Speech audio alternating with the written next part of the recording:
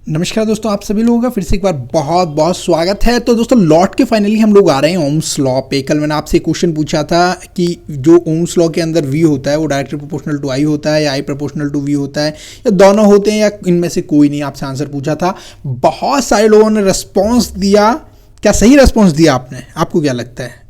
आपने दिया तो ऑब्वियसली सही देने की कोशिश की होगी रिस्पांस।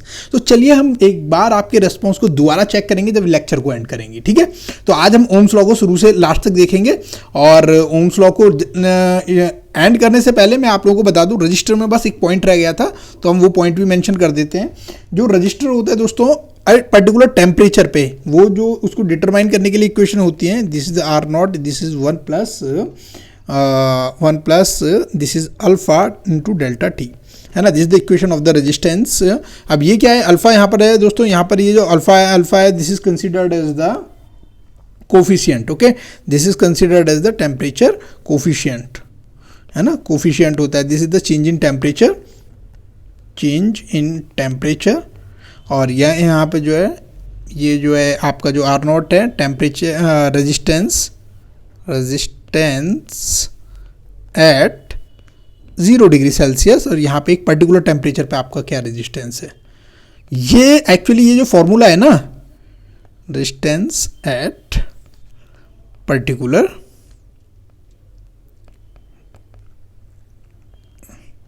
टेम्परेचर, है ना। ये जो एक्चुअली फॉर्मूला है ना, ये कई बार पूछा गया है। मैंने जो है कितने एग्जाम देखे हैं जिनके अंदर ये डायरेक्ट पूछा गया है, ठीक है ना। तो ये मैं जो है आप लोगों के लिए डब्बे में बंद करके रख देता हूँ, काम की चीज़ें रख लेना, ठीक है ना। अगर इसके बारे में और डिटेल में जानना है तो इसके बाद जो है नोट्स तो मैं आपको सेंड कर ही दूंगा। स्वाति मैम ने क्लास ली हुई है प्रॉपर रजिस्टर्स के ऊपर, है ना, जहाँ पे उन्होंने वीआई रिलेशनशिप रजिस्टर्स के अंदर रजिस्टर कैलकुलेशन, टेम्परेचर इफेक्ट, इसको थोड़ा डिटेल में बताया है। अब मैं इनको बताने नहीं जा रहा हूँ, है ना, डिटेल में, क्योंकि मेरा काम था प्रिसाइज टाइम में लेक्चर को खत्म करना। तो वो एक लेक्चर पूरा है, मैं इसी प्लेलिस्ट में वो लेक्चर ऐड कर दूंगा, है ना। तो इसके बाद अगर आप चाहो तो उस लेक्चर को भी देख सकते हो। यही चीज़ मैडम ने समझाने की कोशिश की थी, यही फॉर्मूला है, और इसके बेस पे उन्होंने न्यूमेरिकल भी कराए थे, 2-4 न्यूमेरिकल्स करा के प्रीवियस ईयर के दे दिए थे जो पहले सालों में आए हुए हैं। तो आप उसको देख लेना, मैं फिलहाल इस पर टाइम वेस्ट नहीं करूंगा, ठीक है ना। इन क्वेश्चंस को आप ट्राई कर लेना, नोट्स आपके पास पहुंच जाएंगे यहाँ पे, ठीक है। अब बारी आती है ओम्स लॉ की। भैया जो मैंने कहानी बताई थी वो कहानी क्या है? दरअसल दोस्तों ओम्स लॉ में जाने से पहले दोस्तों ये जो आपको मैंने कल बताया था, ओम्स लॉ में क्या है, 3 चीज़ें बताई थी आपके पास। एक वी होगा दोस्त, आपके पास एक आई होगा और एक दूसरा आई आर होगा। तो दिस इज द ओम भैया, this is the R and this is V and this is I, ठीक है। और ये जो है बेचारा ये मटेरियल है जिसके अंदर से इसको पास करा रहे हैं यहाँ पे। तो आपको पता है, देखो बेचारा ये करंट है, इसको पीछे से वोल्ट धक्का मार रहा है, और ये जो ओम है ये राक्षस टाइप है और ये इसको खींच रहा है, मतलब ये कंट्रोल कर रहा है कि कितना करंट इधर जाएगा, है ना। तो ये कराया था। एक चीज़ और, एक क्वेश्चन था इसी का ही, मैं जो है यहाँ पर जो है कल जब मैंने क्वेश्चन किया था ना, तो कई लोगों के जो डाउट्स थे, एक चीज़ अच्छी कि आप लोग पढ़ रहे हैं, डाउट्स आने लगे हैं। एक बंदे ने, मतलब शायद अमित ने किया था, कि वो जो है यहाँ पर जो रजिस्टिविटी यहाँ से पूछी गई थी, है ना, वो रजिस्टिविटी की वैल्यू मैंने आपसे पूछी थी और उन्होंने रजिस्टेंस कैलकुलेट करके बता दिया था। मैं चाहता था कि आप गलती ये करें। आपसे मैंने रजिस्टिविटी पूछी थी कि उस पर क्या फ़र्क पड़ेगा, और आपने पक्का अगर लेंथ 2L कर दी, ए कर दिया, तो आपने पक्का R equal to rho L by A कर दिया। तो L को आपने कर दिया होगा 2L, और इसको जो आपने 4A कर दिया होगा, तो ये करके 1 आपने रो L ओवर 2A कर दिया होगा, ये फॉर्मूला लगा दिया होगा। तो चांसेस ऐसे इस तरह की गलतियां हो जाती हैं। तो प्लीज़ क्वेश्चन पे ध्यान देना, रजिस्टिविटी पे कोई फर्क नहीं पड़ता है। दूसरे एक और थे, शिवम का सवाल था। शिवम ने क्या पूछा था कि सर यहाँ पर वोल्टेज सोर्स के बारे में बात हो रही थी, है ना, कि सर यहाँ पर वोल्टेज सोर्स आइडियल और आइडियल वोल्टेज सोर्स, हाँ यहाँ पर। तो दोस्तों यहाँ ध्यान रखना है, ये जो आइडियल वोल्टेज सोर्स है ये इसकी करैक्टरिस्टिक्स हैं। आइडियल वोल्टेज सोर्स के अंदर वो जो इंटरनल रेजिस्टेंस होता है 0 होता है, लेकिन प्रैक्टिकल में 0 नहीं होता है। तो ये जो प्रैक्टिकल है ये अलग है और ये आइडियल अलग है, समझ रहे हो ना। जो इंटरनल रेजिस्टेंस 0 होता है वो होता है आइडियल में, कभी और किसी को कंफ्यूजन हो, ठीक है ना। प्रैक्टिकल में 0 नहीं होता, that is I replace with RS, okay. तो ऐसे अगर आपके डाउट आएगा ना, तो लाइव क्लास जब स्ट्रीमिंग होती है उसी टाइम पे आप पूछ सकते हो, तो मैं नीचे आपको आंसर कर सकता हूँ सारे। ऑलराइट, चलो दोस्तों, ओम्स भैया के पास लौट के आते हैं। ओम्स का है चाचा, तो ये देखो ओम है, ओम्स है, ये क्या है, इनका काम है खींचना, इस करंट को खींचना, जबरदस्ती खींचना है। इन वोल्ट भैया का काम है इनको धक्का मार के कैसे भी इस तरफ पहुंचाना है। तो और ये जो है कितना इसको मतलब कितना जितना कम इसका एरिया होगा उतना ज़्यादा मुश्किल होगा इसको इधर से निकल के जाने में, है ना। और जितना इसका एरिया मैं बढ़ा दूंगा रस्सी का, उतनी आराम से इधर निकल के चला जाएगा। तो बेसिकली ये जो ओम भैया हैं इनका ये पूरा काम होता है, ठीक है ना। तो दोस्तों ओम्स लॉ को पढ़ाने से पहले जो ओम्स लॉ की बेसिक डेफिनेशन है वो क्या बोलती है कि जो करंट डेंसिटी होती है ना, वो प्रोपोर्शनल होती है इलेक्ट्रिक फील्ड इंटेंसिटी के, है ना। करंट डेंसिटी है वो डायरेक्टली प्रोपोर्शनल होती है इलेक्ट्रिक फील्ड इंटेंसिटी के। तो करंट डेंसिटी को जे से डिनोट करते हैं और डायरेक्टली इलेक्ट्रिक फील्ड इंटेंसिटी को ई से करते हैं, ठीक है ना। इसका स्टेटमेंट बता दे रहा हूँ, ध्यान से सुनना। इसका स्टेटमेंट मैं चेंज भी करूंगा, ठीक है ना। यहाँ पे मैं बता देता हूँ इसके, at constant physical conditions like, क्या क्या कांस्टेंट है, टेम्परेचर हो सकता है आपका, प्रेशर हो सकता है ना, और भी फैक्टर हो सकते हैं, है ना, एक्सेट्रा। द करंट डेंसिटी, है ना, करंट डेंसिटी का मतलब जो amount of charge per unit area, क्योंकि हमेशा आसान होता है डेंसिटी को मेजर करना, याद रखना। तो डेंसिटी इसलिए हम कंसीडर करते हैं, जैसे आपको पता होगा electric field density, magnetic field density, ये सब, क्योंकि वो डेंसिटी को ना पर यूनिट एरिया के अंदर कितना कोई भी चीज़ बह रही है, करंट का मतलब चार्ज बह रहा है ना। इलेक्ट्रिक फील्ड का मतलब इलेक्ट्रिक फील्ड लाइन्स जा रही हैं, मैग्नेटिक फील्ड का डेंसिटी का मतलब मैग्नेटिक फील्ड लाइन्स जा रही हैं, वो पकड़ना आसान होता है। इसीलिए हम जब मेजरमेंट करते हैं तो हमेशा डेंसिटी में करते हैं, ओके। तो यहाँ पे at the physical conditions like temperature, constant physical conditions like temperature, pressure etcetera, the electric field density, है ना, current density is directly proportional to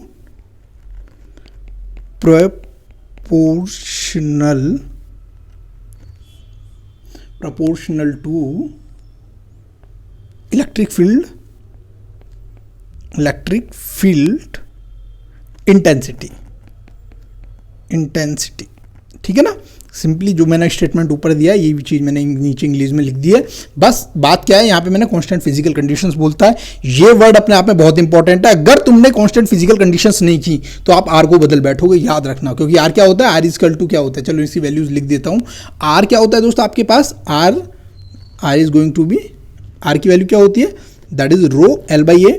तो अगर आपने फिजिकल कंडीशंस नहीं की तो आप चेंज क्या कर बैठोगे, आप यहाँ पे इसका जो मटेरियल का नेचर है ना उसको चेंज कर बैठोगे, है ना। क्योंकि जो रेजिस्टिविटी होती है वो डिपेंड करती है टेम्परेचर वगैरह इन सब चीज़ों पे करती है, तो इसको आप वो चेंज कर बैठोगे। डेंसिटी, करंट डेंसिटी क्या होता है, simply I by A, current upon area, है ना। और इलेक्ट्रिक फील्ड इंटेंसिटी क्या होता है, वोल्टेज यानी volt potential difference by length, है ना। जो डिस्टेंस लेंथ होता है उसको बोलते हैं हम लोग यहाँ पर इलेक्ट्रिक फील्ड इंटेंसिटी। बस इन्हीं वैल्यूज़ को आप डाल दो। जब याद रखो मैंने क्या बताया था, जे इज डायरेक्टली प्रोपोर्शनल टू, यहाँ पर किसके बराबर था, जे इज डायरेक्टली प्रोपोर्शनल टू ई के बराबर था यहाँ पे, है ना। जब हम प्रोपोर्शनलिटी का साइन हटाते हैं उस टाइम पे क्या करते हैं, जब आप हटाएंगे J is equal to sigma E हो जाएगा, ठीक है ना। तो सिग्मा क्या होता है दोस्तों, this is considered as the resistivity, actually sigma is 1 upon the resistivity. जब इसको आप अच्छे से देखोगे तो this is going to be, जब इसको हटाते हैं दिस इज कॉल्ड द, है ना, ये जो है कंडक्टिविटी, इस चीज़ को बोलते हैं conductivity, J sigma is equal to conductivity. तो this is sigma is equal to 1 upon resistivity के बराबर होता है, ठीक है। तो मैं इसको लिख सकता हूँ, अब मैं इसको चेंज कर रहा हूँ, ध्यान रखना, आई बाई ए, इसको 1 अपॉन रो कर देता हूँ, इलेक्ट्रिक फील्ड को वी अपॉन एल कर देता हूँ, ठीक है। अब जो है यहाँ पर ये आपका निकल के आ गया। अब इसको देखोगे आप तो v अपॉन आई कर देता हूँ मैं, ठीक है ना।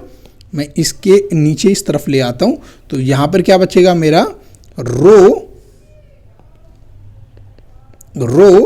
एल बाई ए, है ना। बेसिकली ये क्या चीज़ है दोस्त, ये वाली जो चीज़ है, ये जो चीज़ निकल के आई है, this is equal to the R. Actually this is the constant, ये वाली चीज़ है, यही है आपका constant, okay. So v upon I, this is going to be r and this gives v is equal to I r. ये होता है आपका ओम्स लॉ, है ना। तो ये आपको ओम्स लॉ मिल जाएगा अलग अलग फॉर्म्स के अंदर, ठीक है ना। इसे आप अलग अलग फॉर्म्स में बोल सकते हो, अलग अलग तरह से लिख सकते हो। डिफरेंट फॉर्म्स क्या है ओम्स लॉ की, ओम्स लॉ को हम अलग अलग फॉर्म्स में लिख सकते हैं, है ना। जैसे कि क्या है, पहले J equal to sigma E, ठीक है ना, V equal to I R, ठीक है। अब क्या करो कि I को जो है आप वो भी कर सकते हो और R को 1 कंडक्टेंस भी लिख सकते हो, है ना। तो जो R होता है actually R is the resistance, है ना, R इक्वल टू रेजिस्टेंस, तो ये 1/G के बराबर होता है। तो G is the conductance, this is conductance, conductance, alright. So जो आपका ये निकल के आएगा वो कितना निकल के आएगा, अब यहाँ पर जो R की जगह 1/G करोगे तो I इक्वल टू GV हो जाएगा, ठीक है। उसके बाद जो है आप यहाँ पर जो है दूसरा तीसरी जो निकल के आएगा V equal to I R, तो R कर दो और I क्या है, rate change of charge in change in charge with respect to time. तो ये अलग अलग फॉर्म्स हैं जिनमें ओम्स लॉ को लिख सकते हो, डिफरेंट फॉर्म, है ना। इसको बेसिकली पॉइंट फॉर्म बोला जाता है, this is considered as the point form of the ohm's law. Okay, तो ये चीज़ समझ में आई आप लोगों के पास। अब सवाल आता है दोस्तों आप लोगों के पास घूम फिर के कि जो मैंने पूछा था कि सर मैंने आपसे पूछा था क्वेश्चन कि V इक्वल टू आई के बराबर है, V equal to I R form सही है, V equal to I R होना चाहिए या sorry V is proportional to I होता है या I is proportional to V होता है। तो चलो अब दोबारा से सोचो क्या आंसर रहेगा आपका। अगर मैं आपसे पूछूं V equal to I R है, V is directly proportional to I है या I is directly proportional to V है ना। तो अब मैं तुम्हें बताने की कोशिश करता हूं। देखो दोस्तों, दो चीज़ों को आपको समझना पड़ेगा, एक होता है कॉज और एक होता है इफेक्ट। कॉज है ना, एक तो होता है कॉज और एक होता है इफेक्ट। दोस्त जो कॉज होता है, कॉज क्या है, किसी भी चीज़ के लिए रेस्पॉन्सिबल होता है कि वो चीज़ कैसे हो रही है ना, कि किसी भी चीज़ के लिए कि कैसे हो रही है ना, जिसकी वजह से होती है, that is called cause. Effect जिसकी वजह से ऐसा होता है, this is considered as the effect only. Okay, तो यहाँ पर दोस्तों, यहाँ पर ये कॉज और इफेक्ट वाली चीज़ है वो यहाँ पर भी हमें समझनी होगी। और यहाँ पर जो है मैं आपको एक छोटा सा सर्किट बना के दिखाता हूँ। ये मेरा एक छोटा सा सर्किट है, ठीक है ना। यहाँ पर एक सर्किट है, यहाँ पे मैं इसको एक वोल्टेज सोर्स लगा देता हूँ, ठीक है। And this is the resistance R and some current I is going here. अब क्या है यहाँ पर जो ये this is suppose VS, this is the source voltage, okay. लेकिन जब ये करंट इसके अंदर से जाएगा, सपोज करो यहाँ पर एक काम करता हूँ मैं थोड़ा सा और क्लियरिटी के लिए, मैं जो एक रेजिस्टेंस और लगाता हूँ, ये R1 है, ये R2 कर देता हूँ, ठीक है ना, R2 कर देता हूँ, ठीक है ना। तो इसके अक्रॉस कुछ पोटेंशियल ड्रॉप V1 होगा, है ना, और एक इसके अक्रॉस कुछ V2 पोटेंशियल ड्रॉप होगा। और KVL से आपको पता ही होगा कि जो टोटल वोल्टेज होंगे इसके अक्रॉस कुछ ड्रॉप होगा, इन दोनों के सम के बराबर होगा जितना पोटेंशियल ड्रॉप यहाँ हो रहा है, ठीक है। यहाँ पर दो इंपॉर्टेंट चीज़ आ रही हैं, एक है कॉज, एक है इफेक्ट। यहाँ पर देख रहे हो जो ये VS है, इसे कोई फर्क नहीं पड़ता करंट क्या है क्या नहीं है। इसका काम है धक्का मार के करंट को बोलना चल बे चल, इस लाइन में से निकल के इधर जा, पूरा पास कर सर्किट, समझ रहे हो ना। लेकिन जब ये करंट इसमें से निकल के जाएगा ऑटोमेटिकली, जब ये इसके अंदर से निकल के जाएगा तो वो क्या करेगा, जब ये करंट फ्लो करेगा ये अपने आप में एक पोटेंशियल डिफरेंस पैदा करेगा, है ना। ये कितना, जब एक पॉइंट से दूसरे पॉइंट तक करंट निकल के जा रहा है तो ये क्या करेगा, एक पोटेंशियल डिफरेंस पैदा करेगा। तो ये जो VS है इसको आप बोल सकते हो कॉज। ये क्या है, ये वो कॉज है जो करंट को जाने के लिए मजबूर कर रहा है। और ये जो V है, this is considered as effect, है ना। इसको बोल सकते हो E इलेक्ट्रोमोटिव फोर्स जो रन करा रहा है, यहाँ पर जो निकल के जा रहा है ना। और इसको बोल सकते हो पोटेंशियल ड्रॉप, पोटेंशियल ड्रॉप जो यहाँ पर हो रहा है, जो V1 और V2 है, ठीक है ना। ये दोनों, ये V1 एंड V2 जो है, ये जो दोनों चीज़ है, ठीक है। ये दोनों के इफेक्ट और पोटेंशियल ड्रॉप दोनों चीज़ें, इसलिए मैं समझा रहा हूँ आप लोगों को, एक एक चीज़ एकदम डिटेल में समझा रहा हूँ, ठीक है ना। तो ये जो EMF है, ये वाला जो है, ये अगर आप इसकी टर्म में देखते हो, इस चीज़ को ओम्स लॉ को इसकी टर्म में देखते हो, तो ये क्या है, इंडिपेंडेंट है आपके करंट और रेजिस्टेंस से। इसको कोई फर्क नहीं पड़ता कितना करंट जा रहा है, कितना रेजिस्टेंस जा रहा है। इसका काम है इसको धक्का मार के, लात मार के बोलना सर्किट को पूरा कर, समझ रहे हो ना। लेकिन जो दूसरी तरफ यहां पर दिखाई दे रहा है, this is considered as the potential difference, है ना। और ये क्या करता है, ये डिपेंड करता है कि ये जो पोटेंशियल ड्रॉप है वो डिपेंड करेगा, ये V1 है, ये डिपेंड्स करेगा, इसको लिख देता हूं मैं, है ना। V1 और V2 डिपेंड्स ऑन आर की वैल्यू क्या है, आई की वैल्यू क्या है ना। जितना करंट होगा और जितनी आर की वैल्यू होगी वो ही V1 और V2 को डिफाइन करेंगे, जबकि Vs इंडिपेंडेंट है, इंडिपेंडेंट ऑफ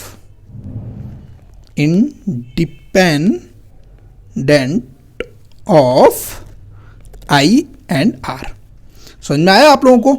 तो जब मैं बोल रहा हूं V is directly proportional to I, ध्यान देना कि V is directly proportional to I, तो क्या बोलोगे आप कि यहां पर मैं क्या बोलना चाह रहा हूं, the current flowing through the conductor is directly proportional to the potential, है ना, अप्लाइड अक्रॉस हिज एंड्स, है ना। यहां पर मैं किसकी बात कर रहा हूं, जब V इक्वल टू I की बात कर रहा हूं, तो यहां पर, है ना, ये वाली बात कर रहा हूं, PD पोटेंशियल डिफरेंस की बात कर रहा हूं। ये V1 और V2 जो थे यहाँ पे, मैं उसकी बात कर रहा हूँ, है ना। क्योंकि ये जो वोल्टेज है वो किस पे डिपेंड कर रहा है, करंट पे डिपेंड कर रहा है, ये बोलना चाह रहा हूँ मैं। और जब मैं दूसरी बार बात कर रहा हूँ मैं यहाँ पर कि भाई ये V equal to I directly proportional to V, तो यहाँ पे मैं बात कर रहा हूँ ये वाला जो है, ये जो करंट है, ये यहाँ पर जो है, ये वाला जो है, ये EMF है, मतलब ये इंडिपेंडेंट बॉडी है यहाँ पर, ठीक है ना। ये किस पे है, इंडिपेंडेंट बॉडी है, इसका मतलब क्या है, ये EMF है ना, इलेक्ट्रोमोटिव फोर्स जनरेट कर रहा है ये वो है। और ये क्या है, आई जो है यहाँ पर दोस्त, ये क्या है, ये इसका इफेक्ट है, समझ रहे हो ना। तो जो यहाँ पर जो बोला है मैंने पहले वाले स्टेट में, V डायरेक्टली प्रोपोर्शनल टू आई, इसका मतलब क्या है कि आपके जो वोल्टेज है वो डिपेंड कर रहे हैं कितना करंट इसके अंदर फ्लो हो रहा है, ये वाली चीज़। जितना ज़्यादा करंट फ्लो होगा उतने ज़्यादा वोल्टेज हो जाएंगे। दूसरे में मैं बोल रहा हूँ कितना करंट फ्लो करेगा, यहाँ पे कितना करंट जा रहा है वो डिपेंड करेगा V की क्या वैल्यू है। तो V कितना ताकतवर है, कितनी तेजी से लात मार रहा है इसे जाने के लिए, है ना। दूसरी तरफ ये उतना पोटेंशियल ड्रॉप जनरेट करेगा जितनी करंट की वैल्यू होगी। समझ में आई। यहाँ पर दोस्तों दोनों जो मैंने आपको क्वेश्चन भेजा था ना, अब आप खुद बताओ क्या है आपका आंसर। मेरे हिसाब से अब तो आंसर आपको पता हो जाना चाहिए इसका, जो मैंने पूछा था आपसे। कहाँ गया क्वेश्चन, कल का क्वेश्चन था स्टार्टिंग का, कि इनमें से कौन सा आंसर है। अब आप बताओ अगर आपके पास वापस है। दोस्तों इसका आंसर सी है, दोनों के दोनों सही हैं, है ना। क्यों, क्योंकि जब मैं ये V डायरेक्टली प्रोपोर्शनल टू आई बोल रहा हूँ, उस टाइम पे मैं बात कर रहा हूँ यहाँ पर किसकी बात कर रहा हूँ, यहाँ पे बताओ एग्जैक्टली। अगर आप समझ गए हैं तो आप बता पाएंगे कि अगर मैं V डायरेक्टली प्रोपोर्शनल होता है पोटेंशियल डिफरेंस की बात कर रहा हूँ, यहाँ पर V जो है ये मेरा EMF है। तो दोस्त इससे अच्छा मैं नहीं समझा सकता इस चीज़ को, जो मैं ओम्स लॉ के बारे में आपको थोड़ा डिटेल इन डेप्थ नॉलेज देना चाह रहा था मैं, है ना। तो वो मैंने इन डेप्थ नॉलेज आपको दोस्त दे दिए, मैंने समझाने की कोशिश की है कि यहाँ एक्चुअली हुआ क्या है।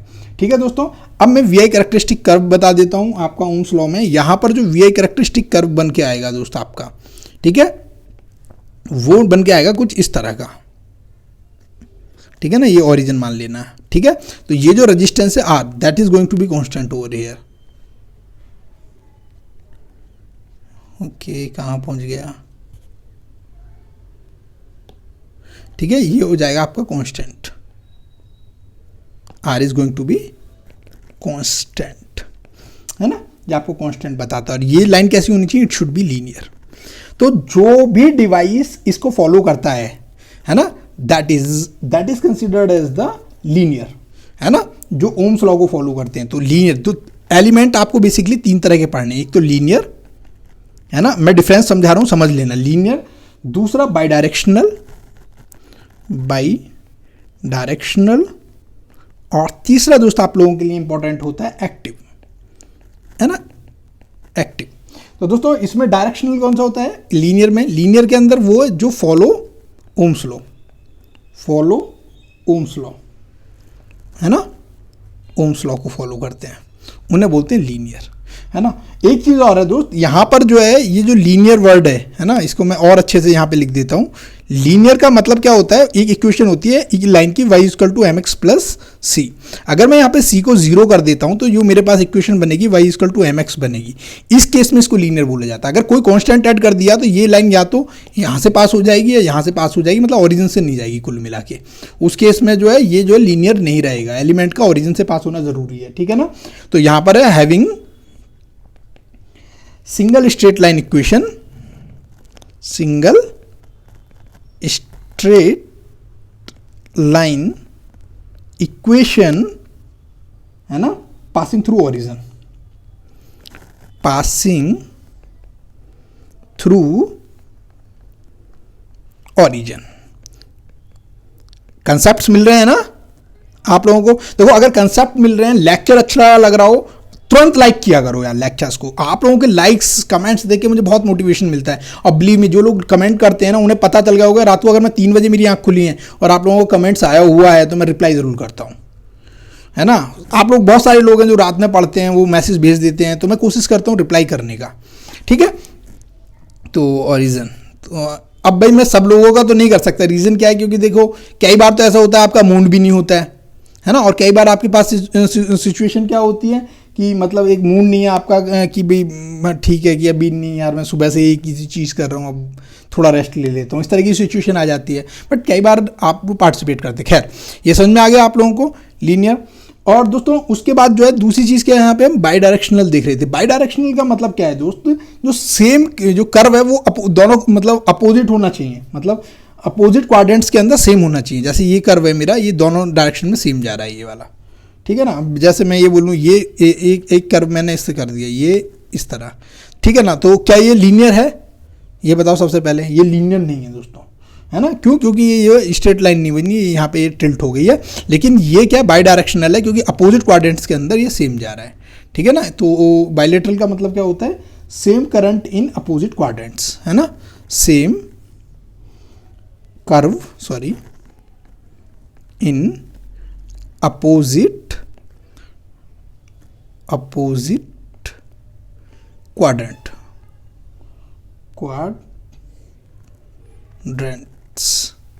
ठीक है ना। दूसरा अगला है दोस्तों एक्टिव सोर्स के बारे में हम लोग बात करेंगे। अगर आपको कहीं भी वी और आई का, क्योंकि देखो यहाँ पर जो है ये सपोज करो दिस इज, ये वाली जो है मैं इसको वी कर लूँ, इसको मैं आई कर लूँ, तो जो वी और आई का रेशो है इस वाले कर्व के अंदर ये क्या है, इस वाले इसके अंदर पॉजिटिव आएगा, है ना, क्योंकि दोनों पॉजिटिव वैल्यू है। ये अगर इसके अंदर देखूंगा तो इट बिकम क्या है, ये भी नेगेटिव है, ये भी नेगेटिव है, तो भी पॉजिटिव आएगा। लेकिन अगर ये मैं इस तरह कर दूं तो ये इसमें नेगेटिव आएगा और इसमें नेगेटिव आएगा। तो कहीं भी अगर वो जो है आपका जो है नेगेटिव आ जाता है ना, जो कर्व है आपका किसी भी पॉइंट पे एनी पॉइंट नेगेटिव आ जाता है, तो उसे बोलते हैं हम एक्टिव सोर्स बोलते हैं, है ना। तो समझ में आ गया दोस्तों आप लोगों को? उम्मीद है समझ आया होगा दोस्तों, बहुत अच्छे से मैंने आप लोगों को समझाए हैं, ठीक है। अब दोस्तों एक और इम्पॉर्टेंट चीज़ मेरे को आप लोगों को बतानी थी। मैंने एक शुरुआत की थी वोल्टेज सोर्स से और करंट सोर्स से, याद करो, मैं निकालना ही पड़ेगा शायद, मुझे लग रहा है मैंने वोल्टेज करंट सोर्स कहाँ लिखाए थे, do not follow ohm's law. देखो यहाँ पे मैंने क्या लिखाया हुआ है, याद करो आप लोगों को वोल्टेज सोर्स पे कि ये ओम्स लॉ को फॉलो नहीं करता है ऐसा बोला था, और करंट सोर्स के लिए भी मैंने ऐसा बोला था, ये ओम्स लॉ को फॉलो नहीं करते हैं। अब बारी है इन दोनों चीज़ों को समझाने की कि ये ऐसा क्यों नहीं करते हैं, ठीक है ना। तो मैं वापस से लौटा के ले जाता हूँ तुम्हें वहीं पर ही, ठीक है ना, जहाँ हम लोग कर रहे थे, ठीक है। अब हम लोग शुरू करते हैं दोस्तों यहाँ पर कि दोस्तों जब ओपन सर्किट कंडीशंस होती हैं, ओपन सर्किट कंडीशंस, है ना, ओपन सर्किट कंडीशंस। तो ओपन सर्किट कंडीशन का मतलब क्या है कि आपके पास I इक्वल टू 0 है, करंट आपका 0 हो गया है ना। करंट आपका 0 कब होता है, जब हम सपोज करते हैं रेजिस्टेंस आपका इन्फिनिटी है, रेजिस्टेंस इतना हाई है कि करंट फ्लो नहीं हो रहा है, that is considered as the open circuit condition. उस केस में VOC कितना होगा आपका, अगर देखोगे तो V इक्वल टू IR होता है, तो this is going to be infinity, है ना। ये जो आपका VOC है वो कितना हो जाएगा, ओपन सर्किट वोल्टेज इन्फिनिटी हो जाएंगे, है ना। पर ऐसा नहीं होता है दोस्तों, ठीक है ना। इसी तरह अगर मैं यहाँ पे बोलूँ शॉर्ट सर्किट कंडीशन, है ना, शॉर्ट सर्किट कंडीशंस, है ना, कंडीशंस, ठीक है। वहाँ पे मैंने क्या बोला था, आर जो आपका वो जो शॉर्ट सर्किट कंडीशन का मतलब क्या है दोस्तों, यहाँ पर V इक्वल टू आपका 0 हो जाएगा, है ना, और R शॉर्ट सर्किट में R इक्वल टू आपका 0 हो जाएगा, है ना। तो आपका जो है जो ISC मतलब शॉर्ट सर्किट जो करंट निकालोगे V इक्वल टू, मतलब इसको फॉर्मूले से ओम्स लॉ से V इक्वल टू IR लगाओगे, लगाना नहीं है, ये ध्यान रखना, लगाना नहीं है, ये लगता नहीं है एक्चुअली, वही बताना चाह रहा हूँ मैं आपको। तो ये क्या है, ये भी इन्फिनिटी आएगा अगर तुम ओम्स लॉ से लाने की कोशिश करोगे इस चीज़ को, है ना, if you use ohm's law. ये दोनों चीज़ कब निकल के आएंगी दोस्त, if you follow ohm's law, है ना, क्योंकि ohm's law V equal to IR है ना। अगर तुम करने की कोशिश करोगे शॉर्ट सर्किट कंडीशंस में या ओपन सर्किट कंडीशंस में, तो VOC आपका इन्फिनिटी आएगा, ISC इन्फिनिटी आएगा। मैंने आपको क्या बताया था, याद करना, वोल्टेज सोर्स के अंदर क्या बताया था कि मेरा जो इंटरनल रेजिस्टेंस होता है वो 0 होता है ना। इंटरनल रेजिस्टेंस जीरो होता है। अगर मेरा इंटरनल रेजिस्टेंस जीरो है तो क्या हो जाएगा, अगर इंटरनल वोल्टेज सोर्स के अंदर इंटरनल रेजिस्टेंस जीरो बोला था तो मैंने ये आपका क्या हो जाएगा, V इक्वल टू कितना हो जाएगा, V equal to I R, तो this is going to be zero, तो वोल्टेज आपके जीरो हो जानी चाहिए, पर ऐसा नहीं है ना, है ना। ऐसे ही मैंने बोला था इसके अंदर इन्फिनिटी होता है इंटरनल रेजिस्टेंस करंट सोर्स के अंदर। करंट सोर्स के अंदर इन्फिनिटी होने का मतलब क्या है कि आपका जो है इन्फिनिटी होने का कि आपका जो V equal to I R लगाओगे इसमें आई आर, तो आपका जो है इन्फिनिटी है, आई आर इन्फिनिटी है, तो this is going to be I equal to zero हो जाएगा। पर ऐसा नहीं होता ना, क्योंकि कांस्टेंट करंट सोर्स है, इसका मतलब कुछ करंट प्रोवाइड कर रहा है, करंट जा रहा है, वोल्टेज को प्रोवाइड कर रहा है, अगर वोल्टेज इंडिपेंडेंट सोर्स है ना।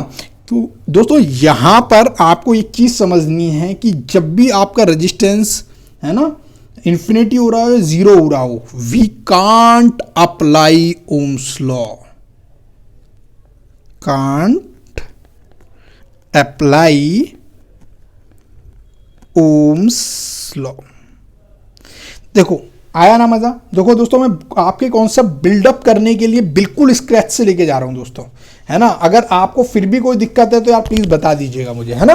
तो यहां पर दोस्त ओम्स लॉ पूरा खत्म हो जाता है। मैंने ओम्स लॉ में आपको क्या सिखाया, इस ओम्स लॉ को अगर चाहो तो आप जो है दो डेफिनेशन लेके रख सकते हो, ठीक है। पहली ओम्स लॉ की डेफिनेशन दोस्तों जो आपने यहां लिखी हुई थी, है ना, जो क्या था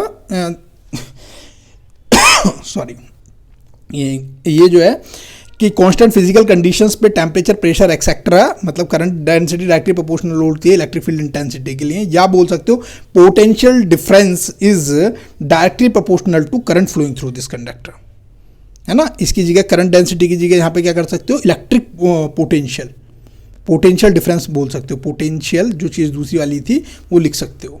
तो दोनों डेफिनेशन सेम है ना। मैं ज़्यादा इसकी डेफिनेशन में नहीं जा रहा हूँ, बस कंसेप्ट समझाने में मेरे को थोड़ा सा इंटरेस्ट था तुम्हें कि इसे समझ जाओ। तो यहाँ पर जो है जो आपका जो है करंट डेंसिटी है, इसकी जगह यहाँ पे क्या है, आपको सिर्फ करंट डेंसिटी की जगह आप कर देना यहाँ पर, मैं चलो मार्क कर दे रहा हूँ, बस इसमें बस इतना कर देना, ये करंट डेंसिटी की जगह आप जो है यहाँ पर पोटेंशियल डिफरेंस कर देना, है ना। और ये जो है proportional to electric field intensity की जगह कर देना यहाँ पर आप current flowing through it, through circuit, है ना, वही चीज़ थी। तो मैंने ओम्स लॉ आपको बता दिया, उम्मीद है कंसेप्ट समझ में आ गया होगा कि आपका जो इसका आंसर है वो दोनों ही सही है ना। जब कि आपका V इक्वल टू, आप जब V equal to directly proportional to I बोल रहे हो तो यहाँ पे पोटेंशियल डिफरेंस की बात कर रहे हो, यहाँ पर I directly proportional to V बोल रहे हो तो EMF की बात कर रहे हो। साथ ही मैंने आप लोगों को बताया कि कब ये ओम्स लॉ नहीं फॉलो होगा, जब आपका रेजिस्टेंस जीरो हो जाए या रेजिस्टेंस इन्फिनिटी हो जाए, उस टाइम पे आप ओम्स लॉ को फॉलो मत कर देना मेरे भाई लोगों, ठीक है। अब दोस्तों आपको मैं कलर कोडिंग और सिखा देता हूँ, कलर बैंड्स और सिखा देता हूँ, ठीक है ना। फिर उसके बाद आज के लेक्चर को हम बंद कर देंगे। देखो मैं सारे फंडामेंटल्स जल्दी जल्दी कराने की कोशिश कर रहा हूँ, ठीक है ना। कलर बैंड फॉर रजिस्टर्स, है ना। अब दोस्तों एक चीज़ और, यहाँ पे मैं कुछ कलर बैंड्स लिखूंगा तो इसको जो मैं लिख रहा हूँ उस पेंसिल के कलर से मत मैच कर देना, है ना। दोस्तों याद रखना जो कलर बैंड्स होते हैं, रजिस्टर्स के जो कलर बैंड्स हैं, वो आजकल जो मार्केट के अंदर जब इंडस्ट्री की मैन्युफैक्चरिंग इंडस्ट्री के अंदर जाओगे तो आपको रजिस्टर्स मिलेंगे और वो जो है कुछ इस तरह के होते हैं, उस पर कुछ बैंड्स बने होते हैं।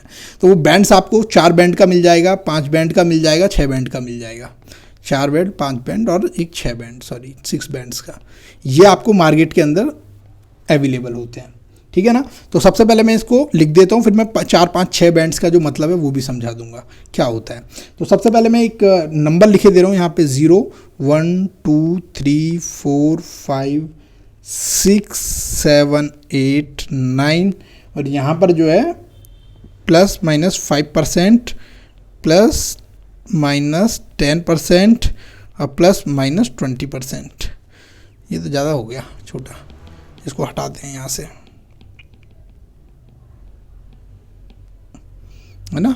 इसको जो है यहाँ पे लिख देते हैं ±5%, ±10% और ±20%, ये डाल देते हैं, ठीक है ना।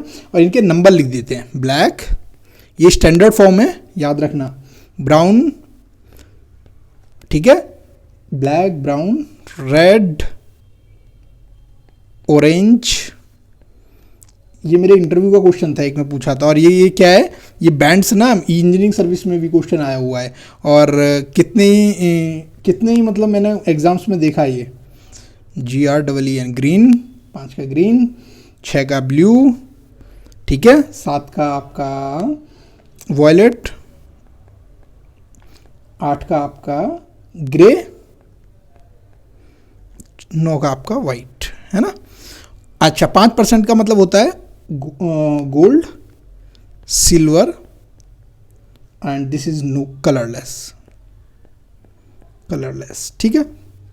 अब दोस्तों क्या होता है इनका मतलब कि अगर आपके पास 4 बैंड हैं तो 4 बैंड का मतलब क्या होता है, 4 बैंड के अंदर शुरू के जो 2 बैंड होते हैं, पहला और दूसरा, पहला बैंड और दूसरा बैंड, ये तीसरा और चौथा, ये चौथा बैंड है जो कलर बताएगा, गोल्ड, सिल्वर या कलरलेस, ये बताएगा आपको टॉलरेंस कि मतलब इसके टॉलरेंस वैल्यू कितनी है ना। ±5%, ±10% या 20% ये मैन्युफैक्चरर तय करता है। ये तो होती हैं दोस्तों सिग्निफिकेंट डिजिट। क्या होती हैं? Significant digit, significant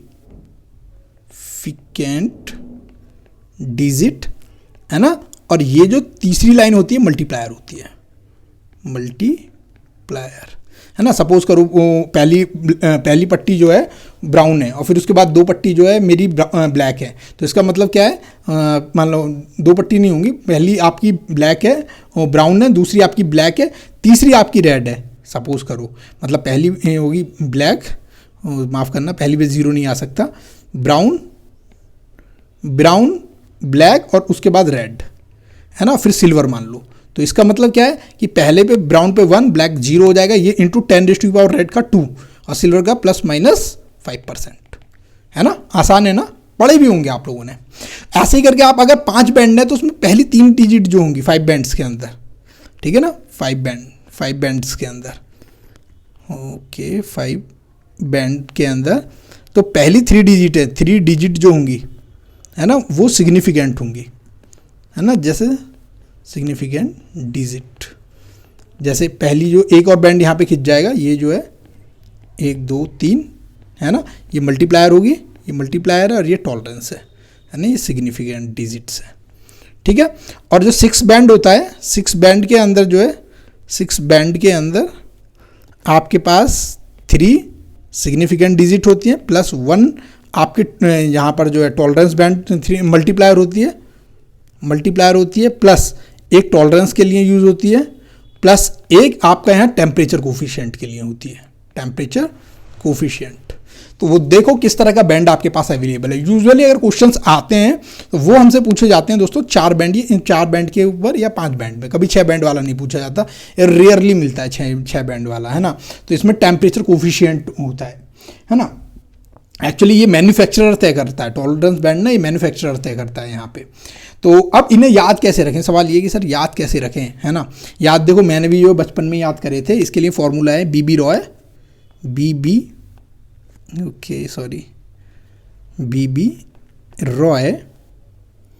of Great Britain had a very good wife, है ना। बैचलर है, वाइफ का नाम सुनते खुश हो गएंगे। Who wore gold